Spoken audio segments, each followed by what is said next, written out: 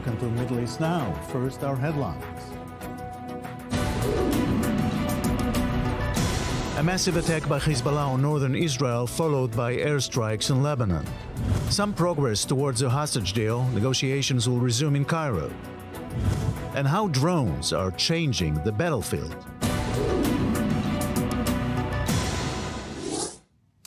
Hezbollah fired more than 200 rockets and 20 drones today on northern Israel. One soldier was killed and fires broke out. Israel responded with airstrikes throughout Lebanon. I-24 News' Ariel Osseran reports. As expected, Hezbollah launched a massive series of rocket and drone attacks on northern Israel on Thursday, retaliating for Wednesday's elimination of one of its senior commanders in an Israeli airstrike near the southern Lebanese city of Tyre. The IDF said Hezbollah fired some 200 rockets and launched 20 explosive-laden drones at Israel. The response to the assassination of Abu Nami began last night and was swift. And today, the series of reactions continues in sequence until this hour and will continue.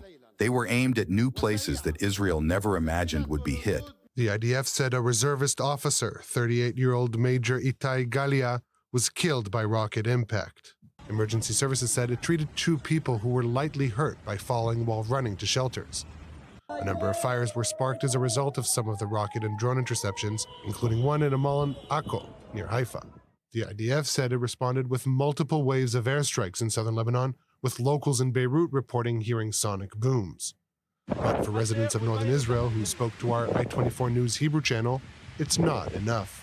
צריך להפסיק את הירי המתועב הזה, ויש לנו ראש ממשלה אחד שצריך להתעורר מהתרדמת שהוא מצוי בה ולהתחיל מלחמה בצפון. יש היום מלחמה במעמד צד אחד, לצערי הרב צריך לפתוח במלחמה ולהסיר את האיום הזה מגבולה הצפוני של מדינת ישראל ולהחזיר חזרה את התושבים לבתיהם. This latest escalation comes as Hezbollah held a funeral for its slain senior commander, Mohammad Nasser. Nasser commanded the Aziz unit, one of Hezbollah's 3 regional units in southern Lebanon, responsible for much of the attacks against Israel in recent months. In Hezbollah's obituary, Nasser was described as the martyred commander, a title given to only 2 other eliminated senior commanders. Talib Abdallah, commander of Hezbollah's Eastern Frontier Unit and Nasser's counterpart, and Wissam Tawil, a senior commander in the Special Redwan Unit. Hezbollah pundits in Lebanon accuse Israel of trying to lure the Iranian-backed group to retaliate forcefully, which will enable Israel to launch a wider war. And in Israel, too, the public seems convinced that an all-out war with Hezbollah is imminent.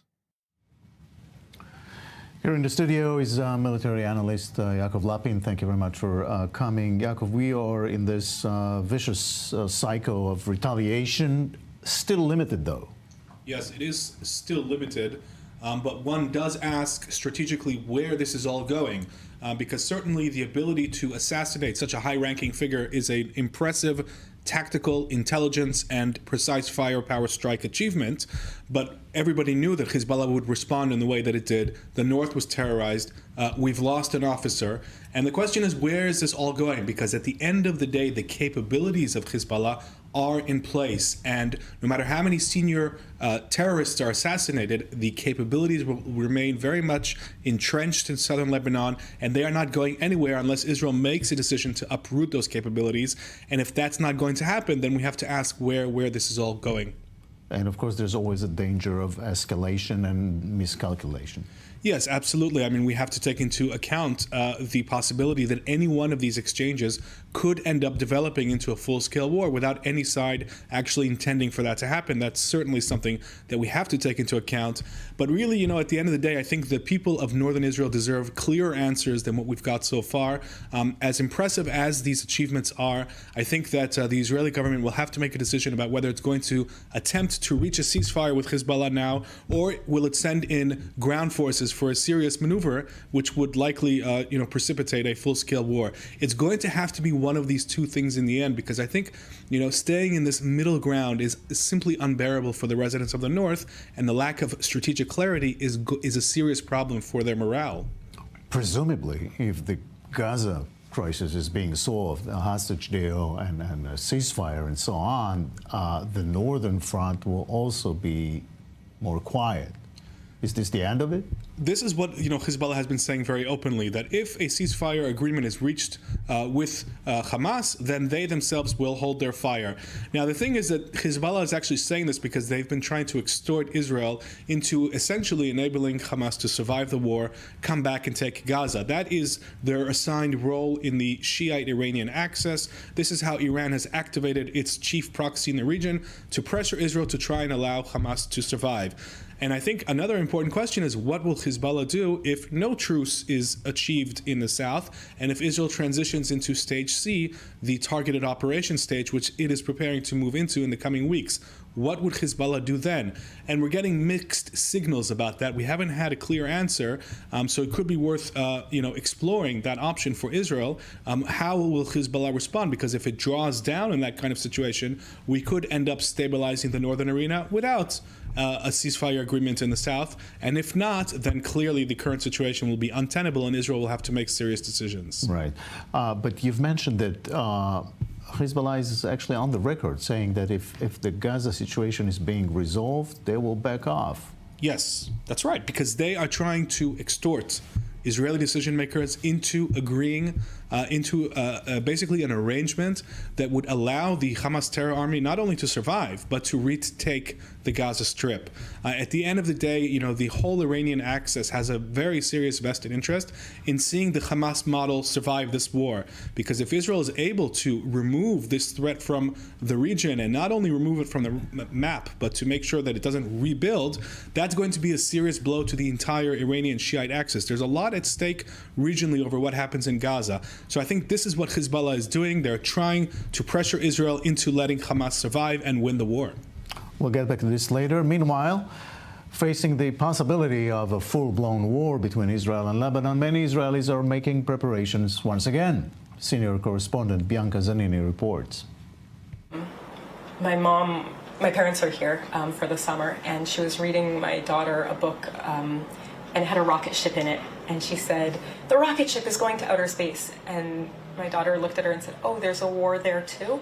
This is Hannah. She lives in Tel Aviv with her husband and 2 children. In a couple of hours, she's picking up her daughter from school. But before that, she's going through her grab bag. Hannah, like many Israelis right now, is preparing for war with Hezbollah. Allahu Akbar! Since the massacre of October 7th, where nearly 1,200 Israelis were killed by Hamas terrorists who infiltrated the country, and over 240 people were taken hostage, Israel has been at war. Hundreds of thousands of reservists have been called up to battle, many in Gaza. The brutal reality of the war has caught the attention and, in some cases, the judgment of the international community. But while the world kept all eyes on Rafah, the Gaza Strip's southernmost city, Israel was dealing with a simmering conflict in the north with Hezbollah, an Iran-backed militant terror group based in Lebanon. The group has launched thousands of rockets on a near-daily basis against Israel. In recent weeks, tensions between Israel and Hezbollah have been rising, with analysts warning that a full-scale war is increasingly likely. The two have been at war before, in 2006, but in the 17 years that have passed, the group has grown in numbers and strength. Hezbollah is thought to be the most heavily armed non-state actor in the world, with over 100,000 fighters. It's estimated to have around 130,000 rockets and missiles that threaten to overwhelm Israel's air defense system and cause destruction, damage, and death. This time around, a potential war with Hezbollah could mean hours, if not days, in shelters. Now, there are larger public shelters across the country. You can find those on Google Maps. But a lot of buildings have smaller shelters in the basement, like the one we're going to right now, or one on each floor, or even in the newer buildings, one in each apartment. Now, here in Tel Aviv, residents have exactly 90 seconds from the moment the siren sounds until they have to be in a protected shelter. Now, for other places across the country, places near to the borders, that can be as little as 15 seconds. And then the time that residents will have to stay and to spend in a shelter like this depends on the intensity of the attack. Hannah has been stocking up on necessities like food and water, which she keeps both in the apartment and in the basement shelter of the building. but they've never had to stay longer than 10 or 15 minutes before leaving. Now, on the recommendation of Israel's National Home Front, she's packed a bag for her family. We've got like a combination of things that are for survival and things that are for if we get evacuated and need to start over with absolutely nothing. So the first thing is the flashlight so that we can see if the electricity gets cut off. This is a radio. It's a water filter. My entire laptop on a backup drive. Crackers and chocolate, obviously. So this is the children's Tylenol. Diapers, this is the difficult one. How many diapers do you pack? It's hard to know the balance between what to take that might help us survive and what to take that will just make my kids feel more comfortable and happy if they're scared. Our passports. Leaving feels a lot like abandoning, and that's really hard. And at the same time, if I can do anything for my children's safety, obviously I would do it. So thinking back to my survivor grandfather who survived the Holocaust because his mother stood up and said, let's go. I keep thinking, okay, what would she do? She brought them to Israel, The U.S. has warned that Israel's air defense system, the Iron Dome, could be overwhelmed by the sheer number of incoming missiles and rockets from Hezbollah in case of a full-scale war. The airport could close, and another major concern is the vulnerability of Israel's electric grid. There are two scenarios. The first one is that there's going to be an outage, a power outage, electricity outage around Israel of about 24 to 48 hours. The scenario's possibility is low to medium, but it's a possibility, and we need to take it into consideration, and we need to say to the public that's the situation. All the officials in Israel which are dealing with security are saying it for months. The second scenario is that the grid, the transmission and distribution net, will be harmed by missiles, and this can create regional outages, which can take a long time. Yeah, that's a terrifying possibility. I know that I would be fine for a few days without electricity. My 1-year-old and my 3-year-old, a little bit less, so. But while Hannah is worried, she feels prepared and trusts that the authorities will do everything they can to keep her and her family safe. Israel is not going to be under darkness. Israel is not going to get back to the stone era or something like this. We don't need to, all of us, the population here doesn't need to be hysterical. But we need to prepare ourselves. No one really knows. What I know for sure is that there are teams and employees in the Israeli Electric Corporation, IC, which will fix it as soon as possible, and will fix it even up under missiles, under fire. This week, Hezbollah's deputy said that if there is a ceasefire in Gaza, Hezbollah will stop firing. And currently, the Israeli government is looking through the latest response by Hamas in Gaza to the ceasefire for hostages proposal that's currently being negotiated. But whether or not the ongoing conflict with Hezbollah will escalate into a full-blown war, for Hannah and for many others, the idea of peace seems more elusive than ever. I moved here in 2015, and I was so starry-eyed that by the time that I had children, or at least by the time that they turned 18, that they wouldn't have to go into the army. That's the promise that every generation of Israeli parents is repeating over and over, and I don't believe that now. Back to the studio here, Yakov Lapin.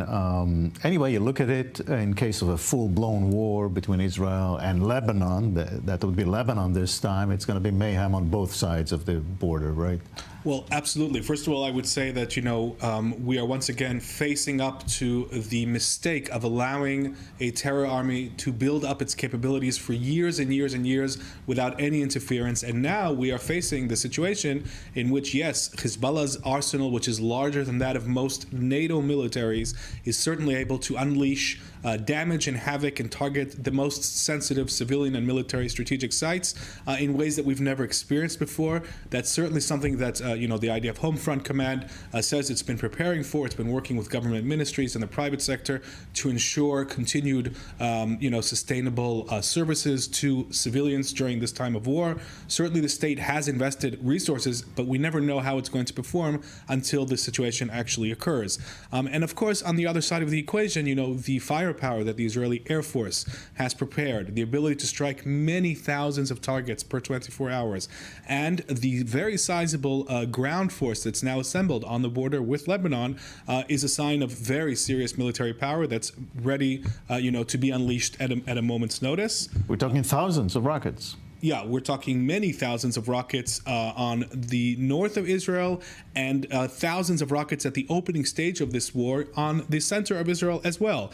It's a level of firepower that we have not experienced before, and our air defenses would have to prioritize, first of all, military bases to make sure that they could continue to function, and then, strategic civilian sites, and the civilian population would actually probably come last in that hierarchy of defense. And if that happens, we should also remind our viewers that Lebanon will suffer badly.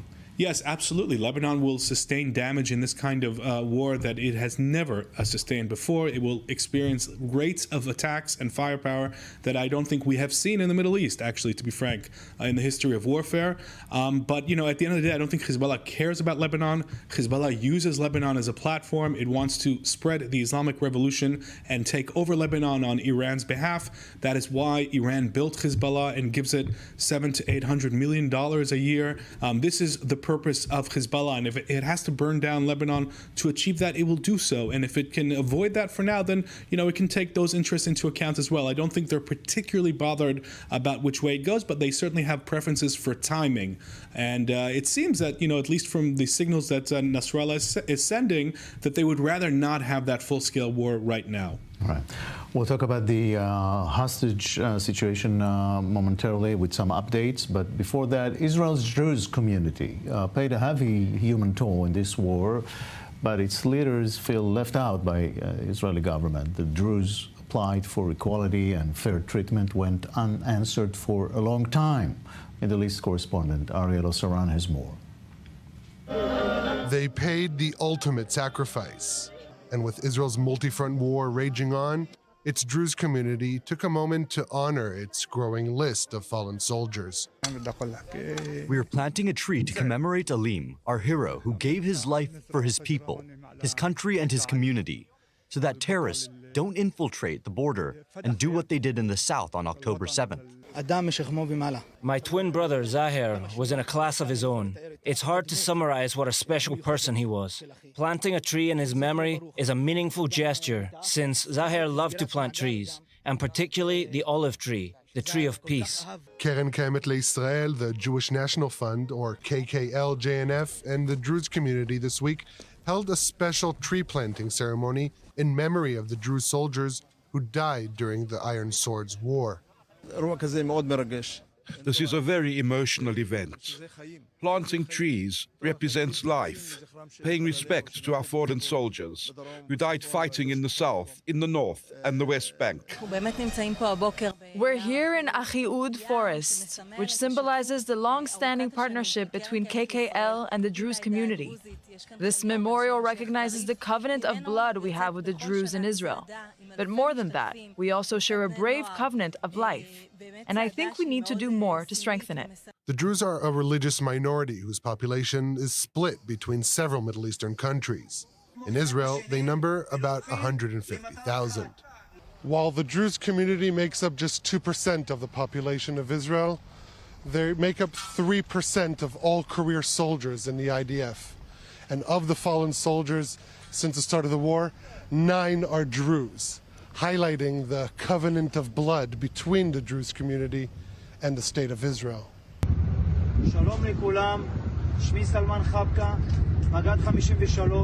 Lieutenant Colonel Chabka was among the first commanders to enter the Gaza border communities on October 7th and push back Hamas's offensive. He died 3 weeks later while fighting inside the Gaza Strip. שולח לכם את החיזוקים שלי, ואני מצפה מכם, עם ישראל, מצפה מכם להמשיך להיות מאוחדים, כי רק ביחד נדע לנצח, כי כוחנו באחדותנו, אין לנו ברירה אחרת. I served in the military. My sons served, and Salman sacrificed his life for his country, because this is our country. We must pay our part. The issue of our partnership being felt not only during war is indeed something we need to talk about, not necessarily at this moment, though. But it's about time that we were brothers in life, and not only during war. This is a very difficult and emotional day. to come here as bereaved parents to commemorate our children, who are part of our hearts. My son Bahar was full of grace and charm and loved everyone. His heart was all forgiving. But despite their proven contribution to the state, the long-standing partnership between Israel and its Druze community is faltering. Lieutenant Colonel Ali Abdallah was the deputy commander of the 300th Bar'am Regional Brigade. He was killed in a firefight with Palestinian terrorists trying to infiltrate the border with Lebanon on the third day of the war. It's a very hard feeling. When we're called to the flag, we're there. In Alim's incident, he had 5 nephews also operating in the area. They didn't say, no, we don't want to go. We don't want to defend the country. This is our country, and there is no other. Unfortunately, the government is all talk. To stand behind this statement means they also need to deliver in actions. Leaders of the Druze community accuse the government of abandoning them, saying they should be seen as equals everywhere, not only on the battlefield. Such sentiments have exacerbated since the controversial 2018 nation-state law, which enshrined Israel as a Jewish state. Minorities say it effectively defines them as second-class citizens. We are fighting on all fronts. We know how to fight. We also know how to fight for our right. Matters of building, planning, fines, legal procedures, and connecting homes to electricity. Just imagine a soldier or officer who returns from the war and his home doesn't have electricity. Just prior to the ceremony, the IDF announced it had begun repairing central Gaza's main power line in an effort to avoid a health crisis. And for Sheikh Tarif, it serves as further proof to the country's abandonment, as he says, of the Druze community. If we can connect Gaza to power, can't we connect the homes of Druze soldiers and officers who fight on all of Israel's fronts? This is unfortunate, disgraceful, and shameful. And so, with the toll of fallen soldiers constantly rising, the Druze community will continue to live up to its end of the covenant of blood with the state of Israel. We planted the olive tree, which is a tree of peace, to plant new life, to unite us. This symbolizes unity, brotherhood, and partnership in life, not for decades forwards, but for centuries, that we may live together. Hinei matov u'mana'im, shevet achim gam yachad, here in the state of Israel.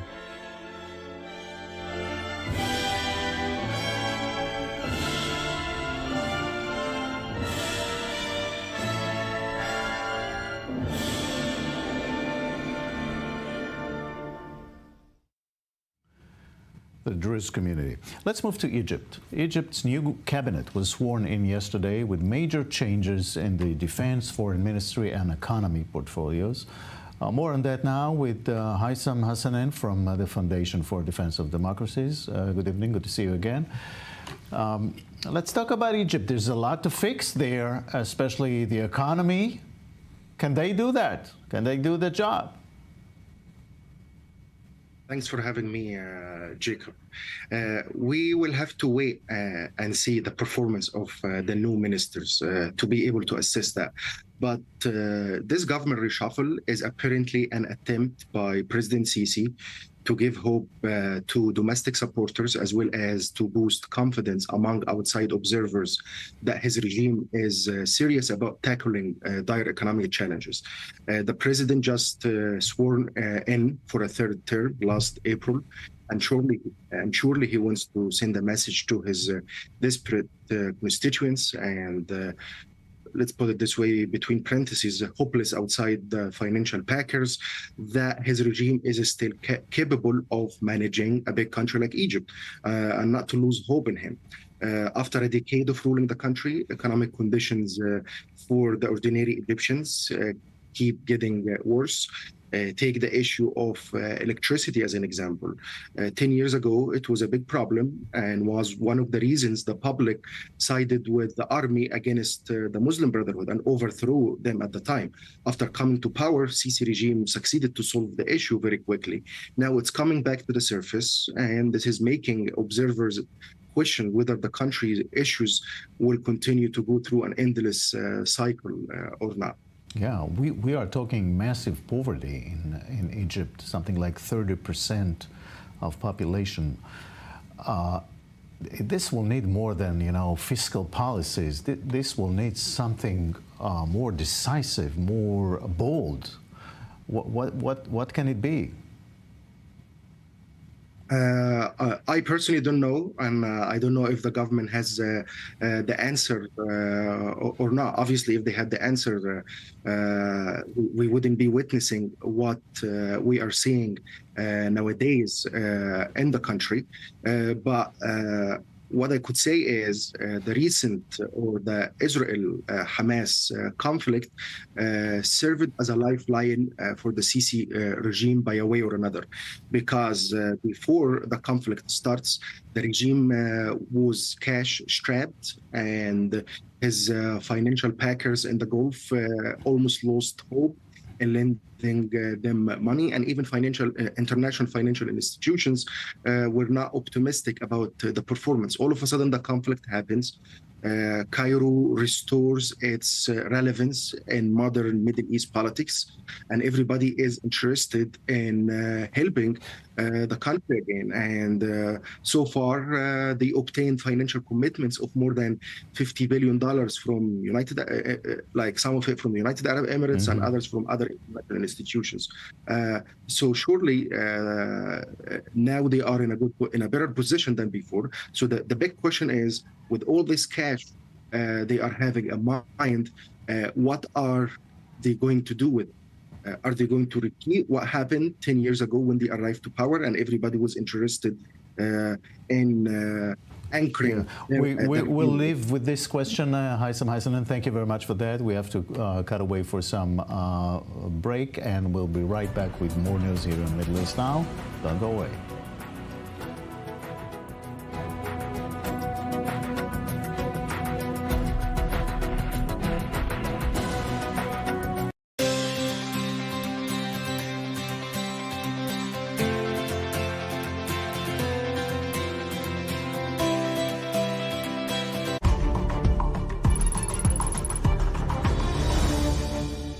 This broadcast is brought to you by Israel Bonds, the most direct and impactful way to support Israel. Invest now at israelbonds.com.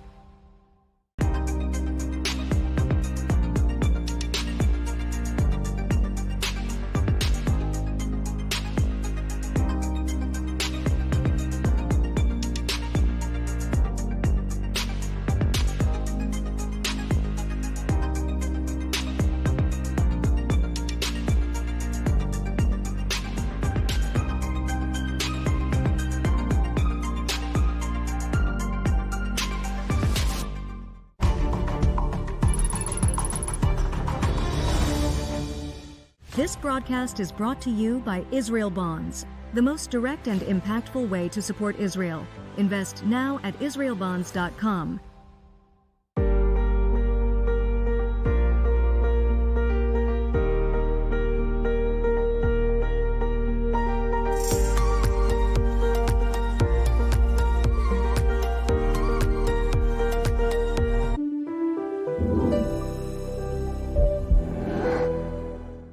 I had the mahala, I did an operation, and I had 34 treatments of radiation.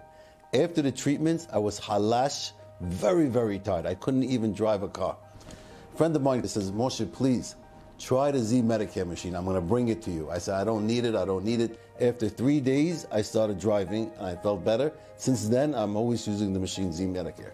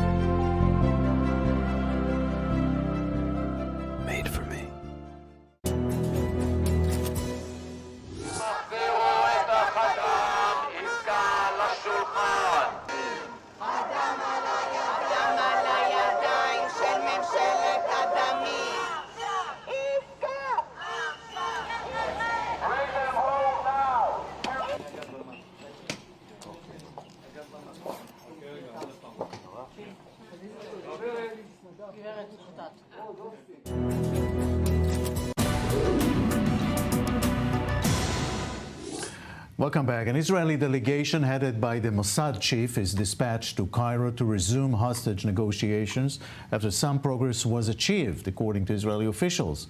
I-24 News' Robert Swift has the latest. We've been here before.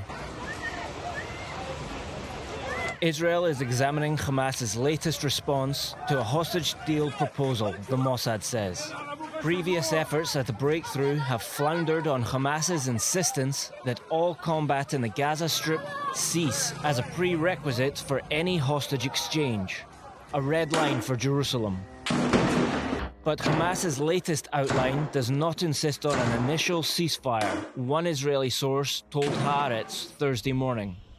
Both Israel and Hamas are under increasing pressure to find a breakthrough. The IDF continues to achieve tactical successes on the battlefield, which fail to translate into strategic significance. In the Rafah brigade, we count over 900 terrorists killed, including commanders, at least one battalion commander, many company commanders, and many operatives. With Hamas's guerrilla operations drawing the Israeli military back into already conquered parts of the Strip. And the Israeli cabinet faces increasing anger from sections of the public who feel the hostages have been abandoned. Hamas, meanwhile, faces increasing international isolation and the Gaza population growing continuously more desperate. Factors that could change the outcome of negotiations this time. But we've been here before. And here in the studio, military affairs analyst Yakov Lapin, a wave of optimism coming from Israeli officials today, saying things like, we've never been so close to a deal. What's behind it? It appears that what's behind it is a signaling by Hamas that it's prepared to forego this clause that it has stuck to since November, since the last hostage agreement, according to which Israel has to commit to a ceasefire, an indefinite ceasefire, from the beginning of this entire arrangement. Now, if Hamas has given up on that clause, that is a significant development, and I think that's why we're seeing the Mossad chief head to Cairo right now. That's a sign that the change of position, so-called change of position, is being taken seriously in Jerusalem. I think that explains the comments that you're referring to, and we have to monitor this very, very closely. We have been here before, as Robert said in his report, and it's important to remember that. It's important to remember that many times Hamas has torpedoed last minute, even when things looked like they were going for a breakthrough. But perhaps the military pressure that Hamas is feeling in Rafah and the fact that its capabilities are being dismantled in southern Gaza, as well as the network of cross-border tunnels, which I think, the destruction of these tunnels is really hurting Hamas, is possibly affecting its position in these negotiations. One thing to look out for is whether Hamas is willing to accept the idea of the IDF remaining in the Philadelphia corridor during this arrangement, because that will be a crucial sticking point going ahead. Right. There's also a question about how many stages to this deal and what happens between them, right? Right, absolutely. Now, look, the stages part is actually the most problematic part, because when we're looking at the hostages, the attempt to split up the release into stages is extremely troubling for those who would not get out in the first stage. The real question is, why would Hamas follow through the second stage and not keep those hostages as insurance policy assets for the survival of its leadership? And that's a very, very troubling question. And, that's why I don't think it's such an obvious, moral question what to do here, as some presented, because even if the first stage is implemented, we have absolutely no guarantee that those who remain in Hamas's dungeons, the soldiers, the male hostages, what happens to them in the second stage, and what would Hamas do in that situation? Nobody has a clear answer to that question. Right. Also, we should add there was a phone call between President Biden and Prime Minister Netanyahu just a few minutes ago. It ended. Pressure all over the place. Yeah, absolutely. I think, the United States is very keen to see a breakthrough here. They have been pushing for this for months. They see it as the key not only to, achieving a ceasefire in the south, but also to diffusing the very, very dangerous situation in the north that we were discussing at the beginning of this broadcast. They think that this is a key to settling down the entire region and bringing it back from the brink of war, a war that could easily draw Iran in and therefore could easily draw them in as well. They don't want that. They're heading into elections. They want to see this entire thing die down. And that's why, because of this reading of their interest, they are applying massive pressure on Israel to try and move forward towards an agreement. Right. And there's obviously the political question hanging over all of this in Israel, and the question whether the Netanyahu's government will survive a deal, any deal. And that's part of the the family's protests here and so on. What are the prospects? Look, the one thing I would say, as a non-political analyst, is that one of the saddest things that has happened here to us domestically is that we have allowed this question to become politicized.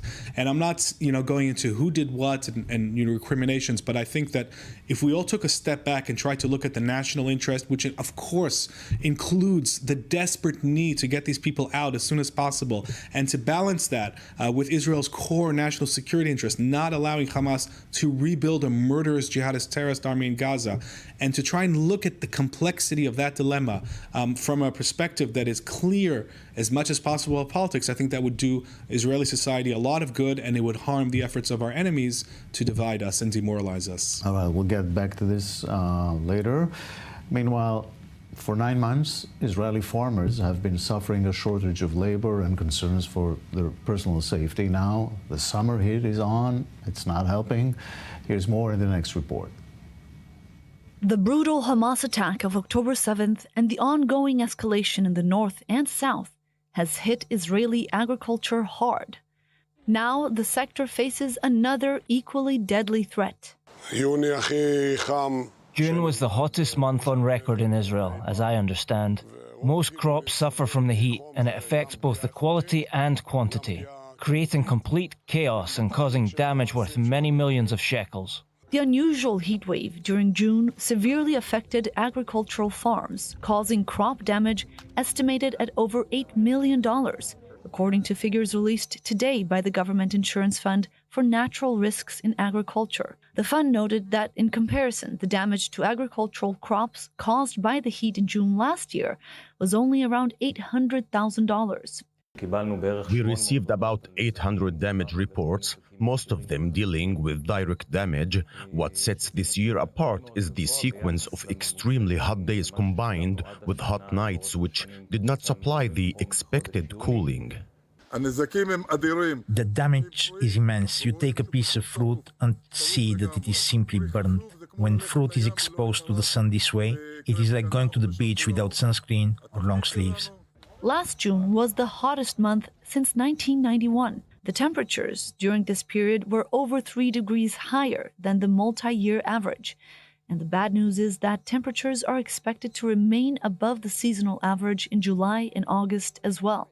According to the Government Insurance Fund, the main damage was recorded in areas around the Sea of Galilee and the Jordan Valley, which experienced particularly prolonged heat waves, affecting watermelon, melon, potato, tomato, mango, corn, bean, and wine grape crops. The weather is not going to improve. Global warming is part of our reality and will accompany us for years to come.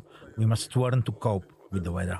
For farmers, this is another blow in an already tough year, mainly due to the shortage of labor following the mass exodus of many foreign workers after the events of the October 7th massacre. This in addition to the damage caused to many farms that were evacuated, destroyed, looted, or burned in recent months. We have a labor shortage, which makes us struggle in the fields, but we are not abandoning them. The labor crisis has recently eased somewhat, and imports have increased. But Israel's agriculturalists are still sounding the alarm about potential crop shortages that might be felt by every Israeli household in the near future. The last two major wars, Ukraine and Gaza, have seen a whole new section of weapons in action. Drones, unmanned airplanes, and even boats. So we are joined by Lain, an expert in this kind of new warfare. Thank you very much for joining us tonight. We really have seen from all kinds of weapons, from really simple home kind of drones to very sophisticated airplanes. The battlefield is changing. Sure. The battlefield is changing and in front of our eyes, and we can see demonstrations from all over the world, from the war in Ukraine and the Houthis in Yemen and the Hezbollah in the north. And we saw some new development in hypersonic missiles from Iran. So yes, we are now living in a very interesting and very vibrant and dynamic environment in warfare. And the major sources of these are mainly what, China and Iran? Well, if you are talking about small drones, so Chinese companies are, of course, the first choice of the good guys and the bad guys as well, because you can get them free of limitations, let's say, online and on various other channels. And Iran, of course, is the main proliferator and provider of ballistic missiles, cruise missiles, UAVs for Hezbollah in the north and the Houthis in the south. And we saw the demonstration of Iranian-made ballistic missiles that were fired on Israel since last October. So this is a fact of life that we as Israel have to cope with increasing capabilities, and we are not competing or trying to defend ourselves just against the improvised vehicles, but from the very sophisticated and high-end weapons of Iran. Yeah. By the way, that includes sea vessels as well, unmanned boats. Yeah, I didn't heard about a specific use of unmanned sea vessels in our environment, but from the Houthis, of course, they claimed great damage to a Greek vessel. And we saw Ukrainian use of such a system. And by the way, it was directed via satellite using a commercial Starlink constellation. So you can see a combination of somewhat crude vehicles like a small boat or a small vessel, unmanned vessels in the sea, and very sophisticated equipment of satellite communication constellations to navigate them. So this is, of course, a real threat that we will have to cope with. And we saw some demonstrations of small vehicles used by Hamas in early October. Lain, thank you very much for that. Back to the studio here, Yakov Lapin. Yeah, from small drones in Gaza to these Iranian unmanned airplanes, Israel needs to rethink some of the strategies on that.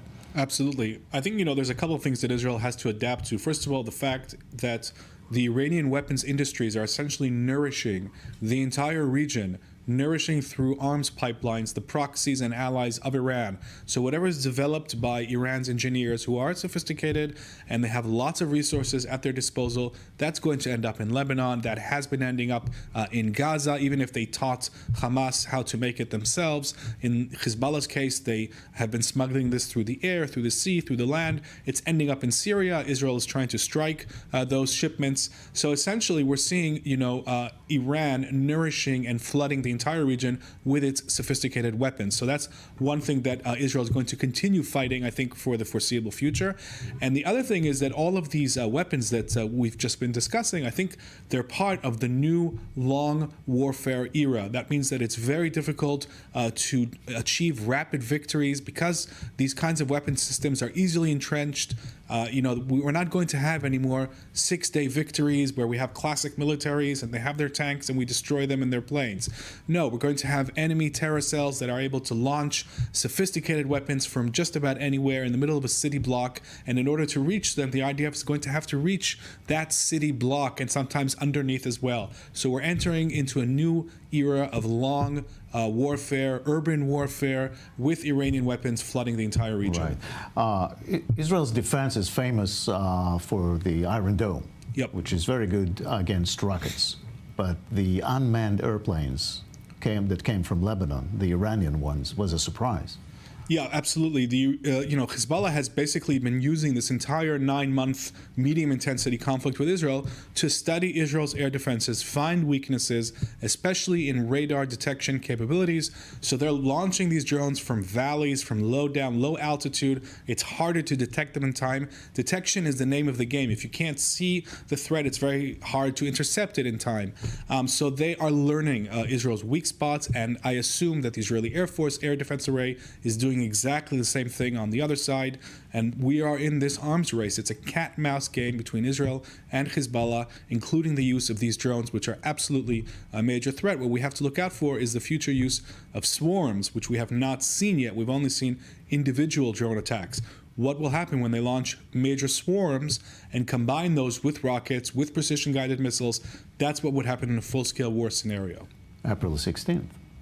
Right. Well, April 16th, the Iranian attack, the 15th, or we know which hour it came down on, but, that was a long-range attack from far away. When Hezbollah unleashes its firepower, it's going to be a lot more intensive, and the Israeli air defenses will not be able to cope with that full range of attacks. It's only offense that will be able to extinguish that threat, and it's going to be a serious war in order to extinguish that threat.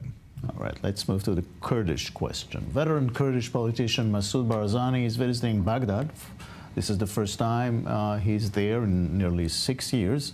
With us now is Intifat Kanbar, president and founder of the Kurdish Protection Action Committee. Thank you very much for joining us. Mr. Barzani is the former president of Iraq's Kurdish region. What is the importance of this visit 6 years after his last time? Well, Mr. Masud Barzani is also beyond his capacity. He is the head of the Kurdish Democratic Party, the KDP, and also the spiritual father of all the Kurds, not only in Kurdistan, Iraq, but all over the world. The Kurds have learned how to manage themselves and survive. This I call it the politics of survival. The biggest enemy of the Kurds is geography.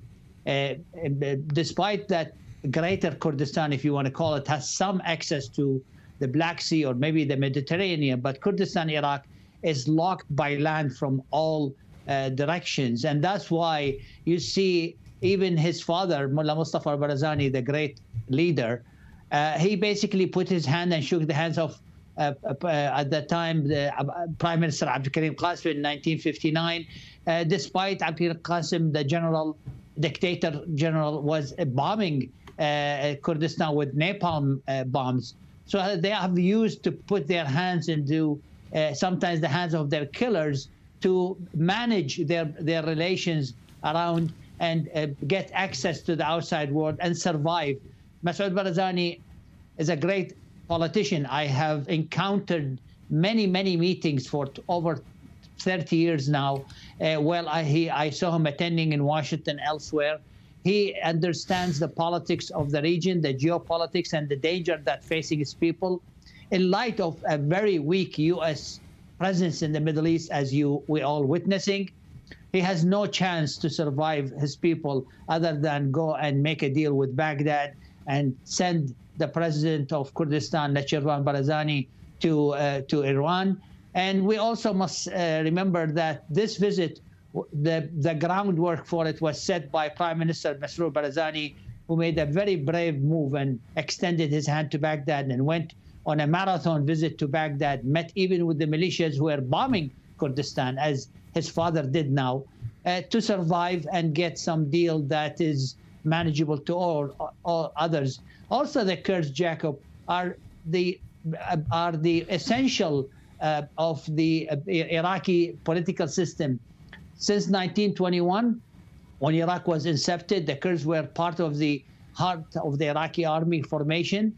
And after 2003, the Kurds played a huge role in overthrowing Saddam Hussein. All the Iraqi opposition politicians and parties were hosted by Kurdistan, including the Shia Islamists pro-Iran. Plus, the United States considered the Kurds as a guarantor, as an ally when they overthrow Saddam. Plus, the Kurds were essential in writing the constitution after 2003. In fact, the constitution in Baghdad was written in Masud Barzani's house in Baghdad.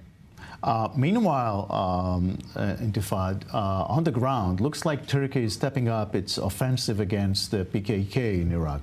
What's happening there? Well, the PKK is a terrorist organization. The Kurdish government just announced a couple of days ago, that there were a series of arsons in Kurdistan targeting civilians and markets were done by PKK operatives. Unfortunately, were embedded with elite Bafel Talabani's forces. And that shows that the PKK are ruthless, and Turkey has to protect their national security. Unfortunately, the PKK use no-man land in northern Iraq inside Iraqi territory, but this land is not controlled by the Kurdish government. It's very rugged mountains, Qandil Mountains and others, and also not controlled by the Iraqi central government. So even during the Saddam dictatorship, there was a deal that Turkey could enter Iraqi territories to a certain extent and eliminate PKK. I think there should be a formation of a international coalition to eliminate the PKK, and should not be only the job of Kurdistan, Iraq, or only Turkey, because I think the PKK now a threat to stability and peace in the region, and they are also connecting to Hezbollah of Lebanon, to Iran, and they're becoming a very important aspect of the destabilization of the region. Mr. Intifad Kanbar, thank you very much. Thank you. A two-day conference in Kazakhstan is bringing together 10 nations, including the interim Iranian president. I-24 News' Emma Siegel reports on that. The annual Shanghai Cooperation Organization, or the SCO, wraps up today in Kazakhstan. Since its establishment in 2001 by Russia and China, its members discuss security concerns in Central Asia and the wider region. But now, Moscow and Beijing see it as a tool to combat Western influences. The multipolar world has become a reality. The number of countries that stand for a just world order and are ready to strongly defend their legitimate rights and protect traditional values is growing. We are convinced that the Shanghai Cooperation Organization, along with BRICS, are the foundations of the new emerging global order. Belarus officially joined the SCO this year, becoming its 10th member state, along with Iran, India, and Pakistan, amongst other countries, representing more than 40% of the world's population and roughly 1/4 of the global economy. The SCO also consists of dialogue partners, including Turkey, Saudi Arabia, Qatar, and Egypt. The Qatari emir met with Turkish President Erdogan on the sidelines of the summit, as well as with Russian President Putin to discuss aid throughout the Russia-Ukraine war. Mr. President, I also want to thank you for noting the humanitarian role that Qatar plays. I want to assure you that we will continue to do this work. Thank you very much for the trust you have placed in us regarding the issues of returning Russian and Ukrainian children to their families. We would certainly like this crisis to be resolved in a way that would satisfy both sides. Meanwhile, Putin and Xi's meeting at the summit shows the further deepening of ties between the two nations. In the face of the international situation, an external environment fraught with turbulence and changes, both sides should continue to adhere to the original aspiration of our lasting friendship and the unwavering resolve to benefit our two peoples, constantly conserve the unique value of the Chinese-Russian relations, and tap into the internal driving forces of bilateral cooperation, while making efforts to safeguard the legitimate interests of the two countries and uphold the basic norms governing international relations. In a sign of growing status, United Nations, Secretary-General Antonio Guterres is set to address the delegation before the summit ends, as the SCO moves from a regional security bloc to a geopolitical counterweight to Western influence. And before we say goodbye, Yakov Lapin here in the studio. We have about a minute to wrap up like the major headline of the past hour, which is significant progress in the hostage situation. If Hamas has really given up its demand for a permanent end to this war, that creates a new situation, a new dynamic, and that may be behind the movement that we're now seeing, both in speech and in action, in the movement of negotiators towards Cairo. That could be the key that has shifted, enabling movement. We have to remain suspicious because of past experience, but it certainly looks like something new has arrived on the table. All right, Yakov, thank you very much for coming. This is it for us, Middle East Now. Stay tuned for more news on The Rundown with Natasha Kirchig. Have a good night from Tel Aviv.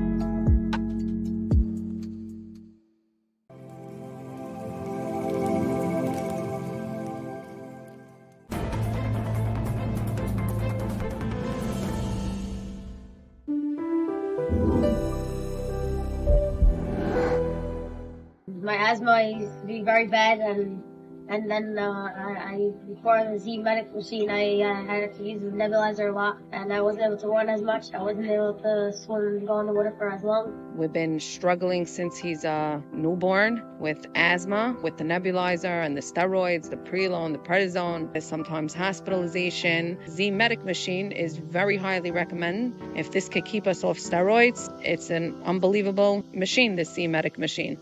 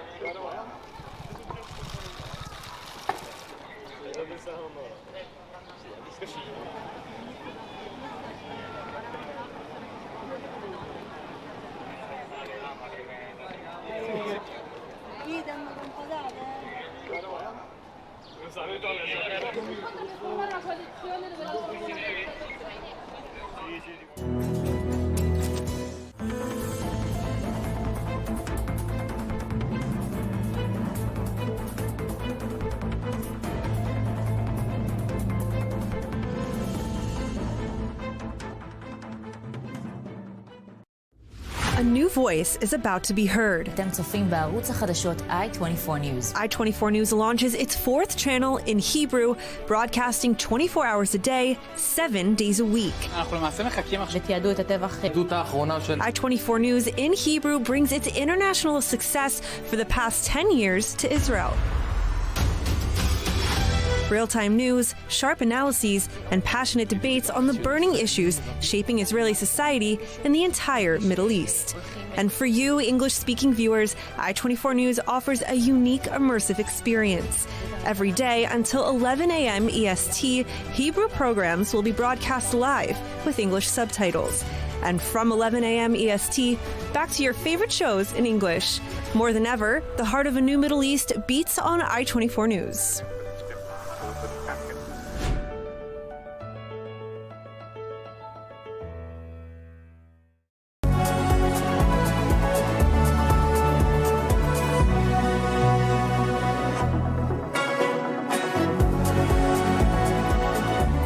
Israel's north is on fire as the Hezbollah terror group launches hundreds of rockets and drones out of Lebanon. Israel's examining Hamas's latest ceasefire deal proposal as thousands of Israelis protest to call for the release of the hostages. And Israel's Druze community is coming together in a special gathering to commemorate their fallen, but the ceremony is marred with controversy. We have the scoop.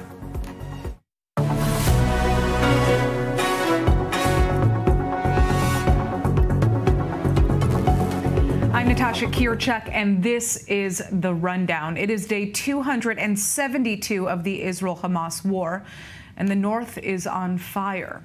More than 200 rockets and drones have been fired into northern Israel from Lebanon just a day after Israel took out a senior Hezbollah commander. Well, the Lebanese terror group is now threatening to target new sites in Israel as Israeli forces are scrambling to control wildfires that have broken out as a result of the attacks. And our Middle East correspondent Ariel Osran has more. As expected, Hezbollah launched a massive series of rocket and drone attacks on northern Israel on Thursday, retaliating for Wednesday's elimination of one of its senior commanders in an Israeli airstrike near the southern Lebanese city of Tyre. The IDF said Hezbollah fired some 200 rockets and launched 20 explosive-laden drones at Israel. The response to the assassination of Abu Nami began last night and was swift. And today, the series of reactions continues in sequence until this hour and will continue. They were aimed at new places that Israel never imagined would be hit. The IDF said a reservist officer, 38-year-old Major Itai Galia, was killed by rocket impact. Emergency services said it treated 2 people who were lightly hurt by falling while running to shelters. A number of fires were sparked as a result of some of the rocket and drone interceptions, including one in Amal and Akko, near Haifa. The IDF said it responded with multiple waves of airstrikes in southern Lebanon, with locals in Beirut reporting hearing sonic booms. But for residents of northern Israel who spoke to our I-24 News Hebrew channel, it's not enough.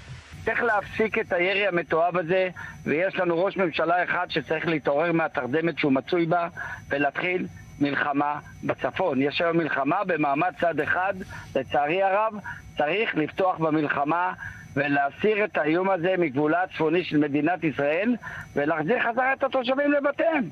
This latest escalation comes as Hezbollah held a funeral for its slain senior commander, Mohammed Nasser. Nasser commanded the Aziz unit, one of Hezbollah's 3 regional units in southern Lebanon, responsible for much of the attacks against Israel in recent months. In Hezbollah's obituary, Nasser was described as the martyred commander, a title given to only 2 other eliminated senior commanders. Talib Abdallah, commander of Hezbollah's Eastern Frontier Unit and Nasser's counterpart, and Wissam Tawil, a senior commander in the Special Redwan Unit. Hezbollah pundits in Lebanon accuse Israel of trying to lure the Iranian-backed group to retaliate forcefully, which will enable Israel to launch a wider war. And in Israel, too, the public seems convinced that an all-out war with Hezbollah is imminent. Joining us now from the north of Israel is political and military analyst, major in the reserves, Elliot Chodov. And here in the studio, we also have our Middle East correspondent, Ariel Osran, with us. So, Elliot, I'd like to turn to you first. This is really one of the most intense attacks by Hezbollah since the start of the war. And we've also seen fire on cities like Akko and Nahariya, which have generally been left off of Hezbollah's target list beyond cities like Kiryat Shmona, which have really been attacked almost nonstop. How can we expect Israel to respond to this? Is this crossing a red line? It should be crossing a red line. Israel is still operating on the mistaken framework of what would be called deterrence, something I think that should have been taken out of our lexicon on October 7th, in a kind of tit for tat, if you do this to us, we'll do that to you, and maybe try to convince you to stop, where Hezbollah actually is deterring Israel more than Israel is deterring Hezbollah. So as long as Israel doesn't understand, as the head of the Metula Council said, we're really in a war, now it's just a question of intensity, and allows Hezbollah to continue to do it and sort of operate within the frame of acceptable, and I think we're going to be seeing a lot more of the same. You know, this sounds wrong to ask, but I mean, how south is too far south for a Hezbollah attack to actually trigger a major Israeli response? Obviously, you know, analysts have said that it's going to take one wrong move to really kind of set things off here. I don't think it's as much a question of north and south as a question of what I've often referred to euphemistically as the nursery school scenario. You can choose nursery school, mall, playground, or whatever, in which a rocket falls and kills, choose your horror number of children, whether that be in Nahariya or in Hadera. It doesn't really make that much of a difference. I think that looking at it geographically is really giving them more flexibility than they should be having. Now, you know, we spoke about this. Obviously, we saw this in our correspondent Ariel Osseron's package, that the attacks come in response to Israel's assassination on Wednesday of the commander of the Aziz unit on the southern front of Hezbollah.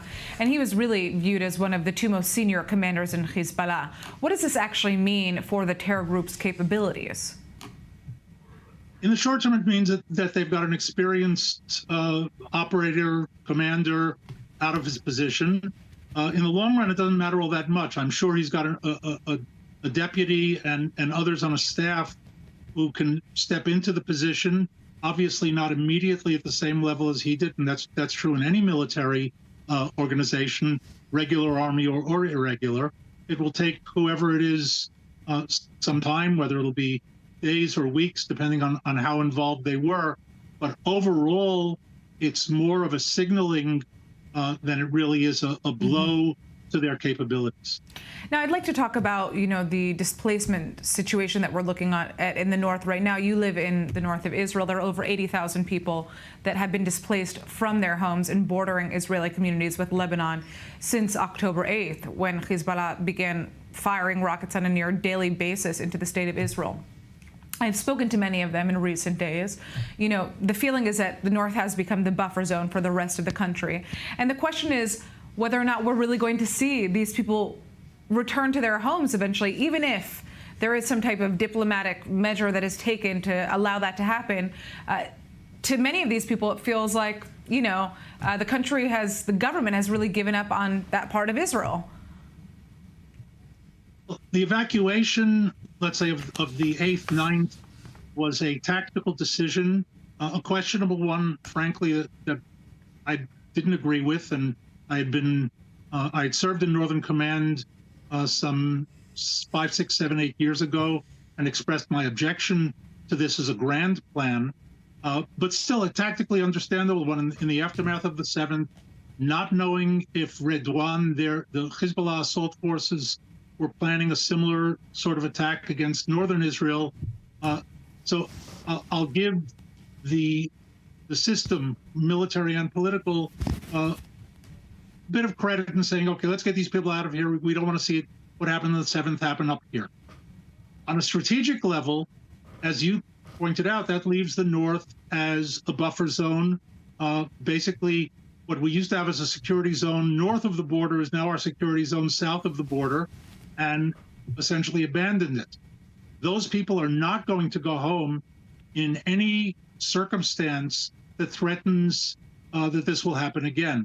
And I believe that anything short of a dismantling and disarming of Hezbollah, which I don't think is going to happen diplomatically, is going to leave the north in the situation that it's in today. Now, I'd just like to turn to our Middle East correspondent, Ariel Osseron, briefly here. Obviously, we've heard Iran say multiple times now that it is going to get involved in a, quote, obliterating war against the state of Israel if we see some type of Israeli invasion in, you know, southern Lebanon. The question is, can we really expect Iran to live up to that rhetoric? Well, at the end of the day, Hezbollah is Iran's most powerful proxy. They're the biggest, most well-trained and equipped in terms of military equipment, rockets, missiles, drones, you name it. There is no militia proxy in the world as strong as Hezbollah is. And so Iran would not like to see their strongest card removed from the table if they see that that is where the situation is going. They have said that they're currently discussing how to utilize their proxies. We've seen pro-Iranian militia in Iraq saying that they want to participate, the Houthis in Yemen also. So what we should expect to see if there were a wider war in southern Lebanon with Hezbollah, that Iran activates its proxies, kind of like we saw in that one night in April with hundreds of missiles and drones launched at Israel. I think that would be the first step before anything more significant. All right, Ariel, we're going to come back to you shortly on some other topics, but let's turn to our next story here. As tensions continue to rise with Hezbollah, and I also like to say goodbye to our guest joining us on Zoom, Elliot Chodav. Thank you so much for your time. Now, as tensions continue to rise with Hezbollah, many Israelis across the country have begun preparing for a full-scale war with the Iran-backed proxy. And our correspondent Bianca Zanini has more. My parents are here for the summer, and she was reading my daughter a book and it had a rocket ship in it. And she said, "The rocket ship is going to outer space." And my daughter looked at her and said, "Oh, there's a war there too?" This is Hannah. She lives in Tel Aviv with her husband and 2 children. In a couple of hours, she's picking up her daughter from school. But before that, she's going through her grab bag. Hannah, like many Israelis right now, is preparing for war with Hezbollah. Allahu Akbar! Since the massacre of October 7th, where nearly 1,200 Israelis were killed by Hamas terrorists who infiltrated the country, and over 240 people were taken hostage, Israel has been at war. But while the world kept all eyes on Rafah, the Gaza Strip's southernmost city, Israel was dealing with a simmering conflict in the north with Hezbollah, an Iran-backed militant terror group based in Lebanon, whose reason for being is attacking or destroying Israel. The group has launched thousands of rockets on a near-daily basis against Israel in support of Hamas in Gaza. In recent weeks, tensions between Israel and Hezbollah have been rising, with analysts warning that a full-scale war between the two is increasingly likely. The two have been at war before, in 2006, but in the 17 years that have passed, the group has grown in numbers and strength.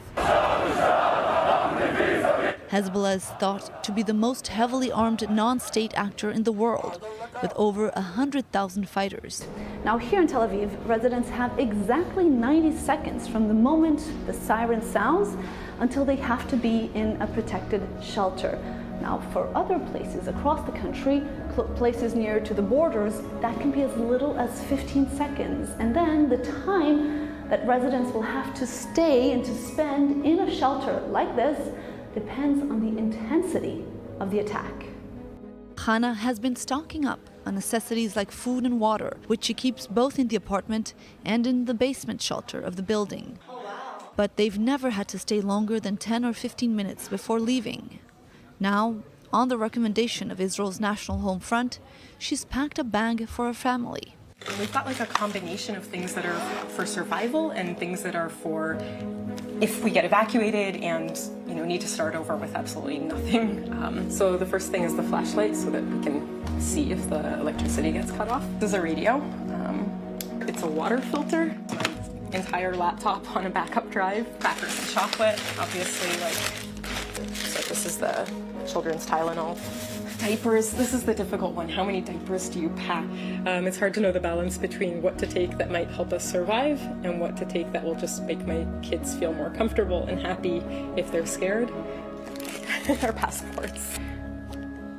Leaving feels a lot like abandoning, and that's really hard. And at the same time, if I can do anything for my children's safety, obviously I would do it. So thinking back to my survivor grandfather who survived the Holocaust because his mother stood up and said, let's go. I keep thinking, okay, what would she do? She brought them to Israel, you know? The U.S. has warned that Israel's air defense system, the Iron Dome, could be overwhelmed by the sheer number of incoming missiles and rockets from Hezbollah in case of a full-scale war. The airport could close, and another major concern is the vulnerability of Israel's electric grid. There are two scenarios. The first one is that there's going to be an outage, a power outage, electricity outage around Israel of about 24 to 48 hours. The scenario's possibility is low to medium, but it's a possibility, and we need to take it into consideration, and we need to say to the public that's the situation. All the officials in Israel which are dealing with security are saying it for months. The second scenario is that the grid, the transmission and distribution net, will be harmed by missiles, and this can create regional outages, which can take a long time. Yeah, that's a terrifying possibility. I know that I would be fine for a few days without electricity. My 1-year-old and my 3-year-old, a little bit less, so. But while Hannah is worried, she feels prepared and trusts that the authorities will do everything they can to keep her and her family safe. Israel is not going to be under darkness. Israel is not going to get back to the stone era or something like this. We don't need to, all of us, the population here doesn't need to be hysterical. But we need to prepare ourselves. No one really knows. What I know for sure is that there are teams and employees in the Israeli Electric Corporation, IC, which will fix it as soon as possible, and will fix it even up under missiles, under fire. This week, Hezbollah's deputy said that if there is a ceasefire in Gaza, Hezbollah will stop firing. And currently, the Israeli government is looking through the latest response by Hamas in Gaza to the ceasefire for hostages proposal that's currently being negotiated. But whether or not the ongoing conflict with Hezbollah will escalate into a full-blown war, for Hannah and for many others, the idea of peace seems more elusive than ever. Well, speaking about that ceasefire, Israel is once again examining a ceasefire and hostage exchange proposal sent through mediators by Hamas. The outline comes as many Israelis have become more frantic about the situation of the hostages still held in captivity, and as Gazans grow more and more desperate to escape the war in the Gaza Strip. Well, the Israeli Prime Minister Netanyahu has just convened his national security cabinet to discuss Israel's position after speaking with U.S. President Biden on the phone earlier in the day. And our correspondent Robert Swift has the scoop. We've been here before. Israel is examining Hamas's latest response to a hostage deal proposal, the Mossad says. Previous efforts at a breakthrough have floundered on Hamas's insistence that all combat in the Gaza Strip cease as a prerequisite for any hostage exchange, a red line for Jerusalem. But Hamas's latest outline does not insist on an initial ceasefire, one Israeli source told Haaretz Thursday morning. Both Israel and Hamas are under increasing pressure to find a breakthrough. The IDF continues to achieve tactical successes on the battlefield, which fail to translate into strategic significance. In the Rafah Brigade, we count over 900 terrorists killed, including commanders, at least one battalion commander, many company commanders, and many operatives. With Hamas's guerrilla operations drawing the Israeli military back into already conquered parts of the Strip. And the Israeli cabinet faces increasing anger from sections of the public who feel the hostages have been abandoned. Hamas, meanwhile, faces increasing international isolation, and the Gaza population growing continuously more desperate. Factors that could change the outcome of negotiations this time. But we've been here before. Well, joining us now on Zoom is Merav Leshem Gonen. She's a mother of Israeli hostage Romi Gonen, a 23-year-old who was kidnapped to the Gaza Strip from the Nova Music Festival 272 days ago. Now, the family has been fighting as hard as they can to see her release. And, Meirav, I'd like to just, first ask you, what is your take on these ongoing negotiations? Obviously, we've been seeing kind of a lot of frustration from the families of the hostages. Not much movement is being made forward. How do you view what's happening right now?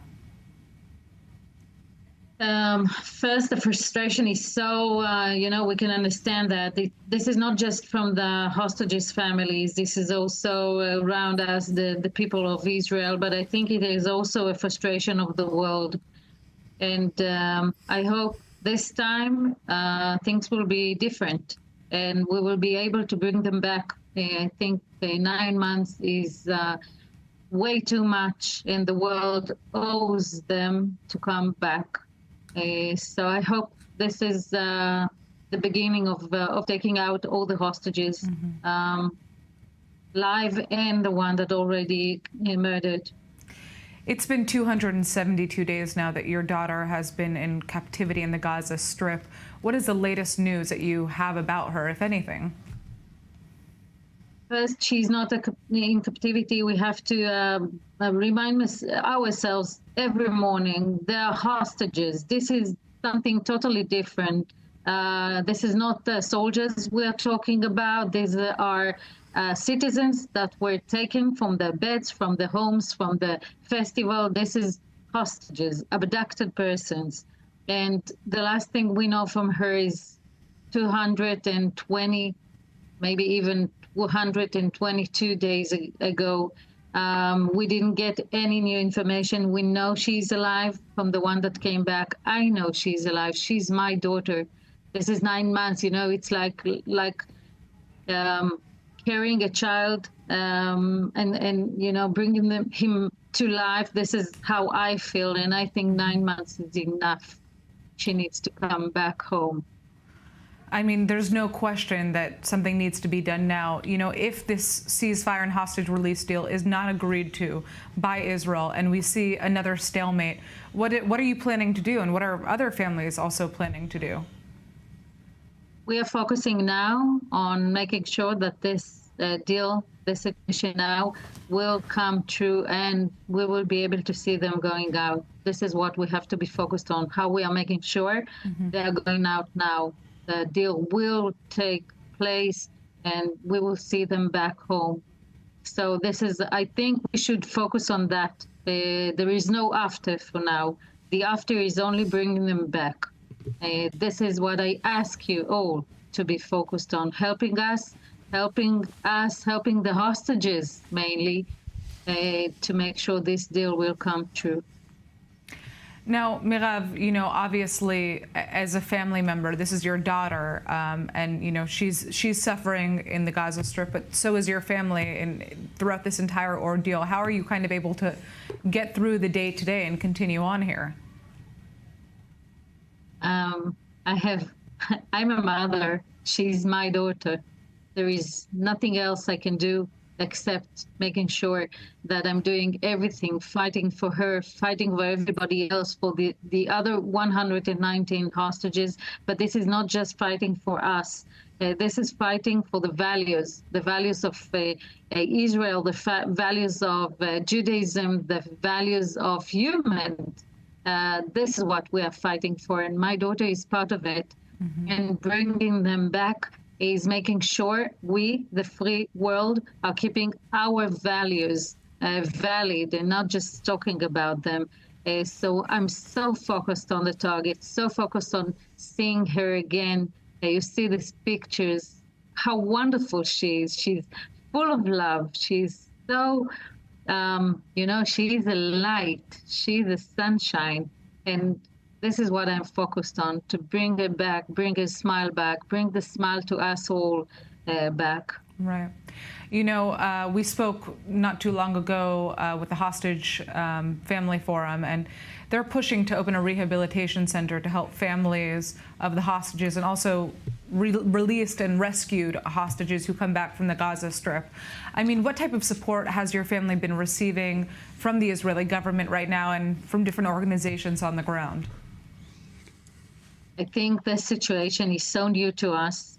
We are building everything from the start. This is something new, and we are all working in making sure that we will receive the rights that we are deserved, not just deserve to, but we need them to go back to life. And I feel that we are making sure that our government will know its responsibility, will make will take the responsibility, also continue taking the responsibility for us and for the people that were returned back to Israel. And the support is all over, and we need this support. We need it because the rehabilitation will be long. It will take time. And this is the work that we're doing, and I think you are helping us a lot by bringing this up. This question is such a good question. This is the first time I'm asked that question. So thank you very much for that. Please continue pushing for it with us because we need to be healed again, and we need the help of our government to do so. The final thing that I just wanted to ask you, Meirav, is, if Romi was listening right now, and she may be, because we do know that I-24 News has been heard by hostages in the Gaza Strip. We actually have reports of this from other family members. What would you want to say to her? First, that I love you, Romi. I love you so much, and you know that. I know that you know that. I know that you know I'm fighting for you, not just me. Also your father, your brothers and sisters, your grandmother, everybody that knows you. And you know something, Romi, also people that didn't know you until the 7th of October. Everybody is fighting for you, and not just for you, for the all 120 hostages. Please tell everybody that you are with. Tell them we love them. We are hugging them. We're sending them energy, and we are making sure that the world will bring you back. And it will take, in a I don't know, I cannot say minutes, but it will take not just long, and you will be back. All right, Meirav Rishmgonen, I'd like to thank you so much for joining us. Obviously, we're praying for your family. We're praying for Romi. We're hoping that this deal is going to be made so that we can see the swift return of your daughter and also the other 120 hostages who are being held in captivity, abducted by Hamas in the Gaza Strip. Yes. Thank you very much. Thank you. All right, we're out for a quick break. We'll be back shortly. Don't go anywhere.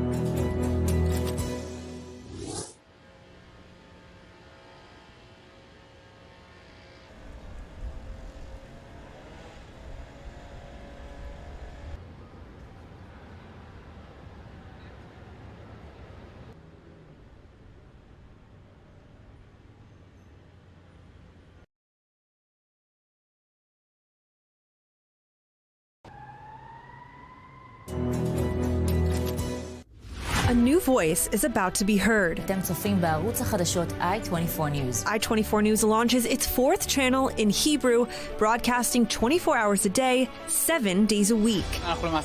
ותיעדו את הטבח. I-24 News in Hebrew brings its international success for the past 10 years to Israel. Real-time news, sharp analyses, and passionate debates on the burning issues shaping Israeli society and the entire Middle East. And for you, English-speaking viewers, I-24 News offers a unique, immersive experience. Every day until 11 a.m. EST, Hebrew programs will be broadcast live with English subtitles. And from 11 a.m. EST, back to your favorite shows in English. More than ever, the heart of a new Middle East beats on I-24 News.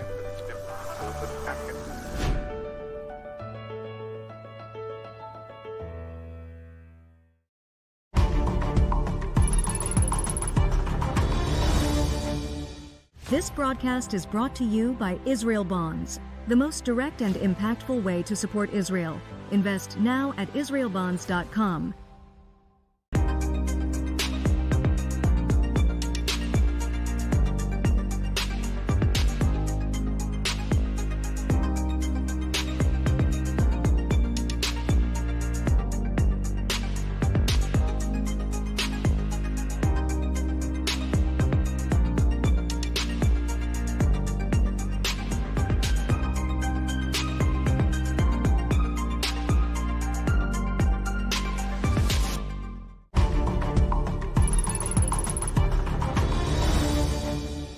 This broadcast is brought to you by Israel Bonds, the most direct and impactful way to support Israel. Invest now at israelbonds.com.